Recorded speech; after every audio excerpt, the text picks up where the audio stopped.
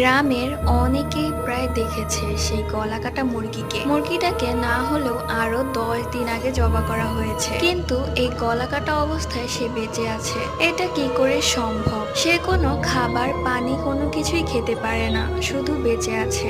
লোকজনের মাঝে অনেকেই তাকে দেখেছে। রাত হলে নাকি এই মুরগিটি অনেক বড় আকার ধারণ করে। একদিন রাতে এক লোক বাড়ি ফিরছিল, ঠিক তখনই সে মুরগিটাকে দেখে। মুরগি থেকেও দেখতে অনেক বড় সাইজের এবং গলাকাটা। মুরগিটি উড়ে উড়ে এক গাছ থেকে অন্য গাছে গিয়ে বসে। এটা দেখে রীতিমতো লোকটি ভয় পেয়ে যায় এবং সেখান থেকে দৌড় দিয়ে বাড়ি চলে যায়। পরবর্তীতে চায়ের দোকানে বসা সবার সাথে বিষয়টা শেয়ার করে। এর মধ্যে অনেকেই বলে, হ্যাঁ, এটা আমিও দেখেছি, কিন্তু সকাল হলে সেই মুরগিটি আবার ছোট হয়ে যেত। তাই সবাই সিদ্ধান্ত নেয় সেই মুরগিটিকে পুড়িয়ে ফেলবে। তারপর সবাই মিলে ঠিক করে সেই মুরগিটিকে পুড়িয়ে ফেলবে এবং সবাই তাই করে।